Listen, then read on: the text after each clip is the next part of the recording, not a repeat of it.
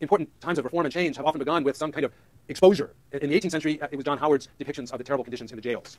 Today, in many ways, it's Brown versus Plato. So let me move to implication 3 of deviants and folk devils, as I call it. And here's my point here.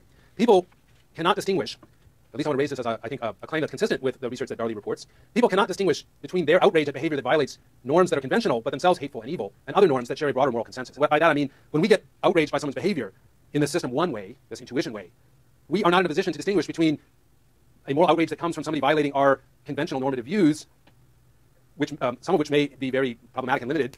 We can't distinguish between those and the same impulses that come when we see a convention or norm violated that is a widely shared moral perspective. So in other words, look at this iconic scene of the civil rights movement. This is Elizabeth Eckford entering Little Rock High School in 1957, one of the most famous pictures probably ever taken of the civil rights movement. And it's famous partly for the woman behind her. And look at her face. I wish I had even more of a close-up of it. Her mouth is open. She is screaming. She's obviously been spitting and yelling at Elizabeth Eckford. And of course, we see this as an expression of her racism and her outrage garners no sympathy for us when we look at this. But try to put yourself in a position that is, imagine how, if you were standing behind her rather than looking at it from the front, if you shared her worldview, if you were part of the white community in Little Rock that was out there and outraged. And I put it to you that, well, let me ask you this way. Let me put it this way. It's pretty clear, I think, that the reaction on her face is a system one response. That is, she isn't sitting there debating in her mind the virtues of desegregating Little Rock High School, costs and benefits. She is just having an intuition that this black person is entering a space that is coded white in her mind, and that's a morally charged act, that there's a kind of a disgust factor here, there's a shock factor, there's an outrage factor. Similar kinds of responses are generated in people by homophobia. Right? They may encounter a person who is a gay or lesbian and holding something, a same-sex partner's hand, and even if they in fact have a system two belief that that's okay, because of their upbringing, they may feel that as system one, a morally outraged sensibility.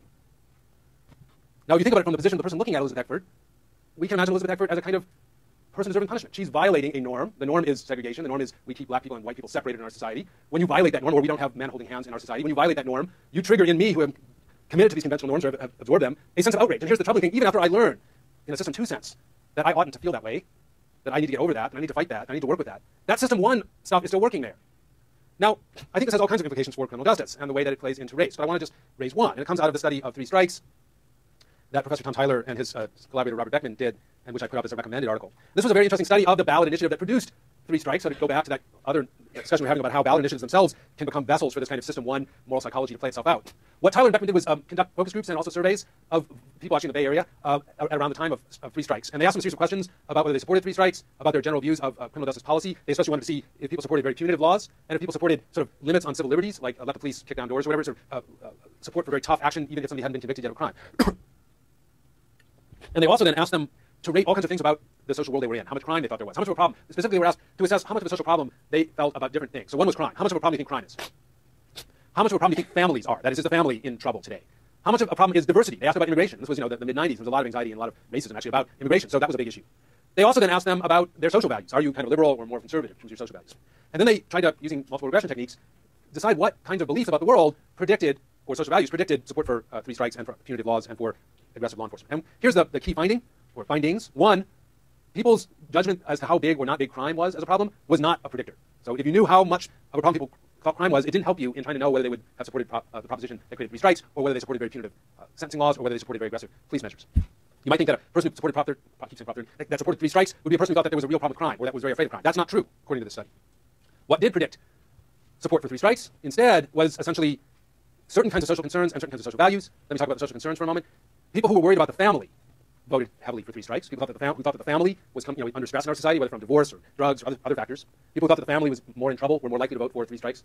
And interestingly, people who thought that diversity was a problem, who thought there was too much immigration basically in California, they were more likely to support 3 strikes, although that wasn't statistically significant. But they were statistically significantly more likely to support punitive measures and aggressive policing measures. And I think to bring this back together with the psychology research that we've been looking at, what this seems to suggest is that this kind of moral outrage about crime has a number of the level of it. I mean, think about what we've been talking about up till now is when do people feel this sense of moral outrage? What triggers it?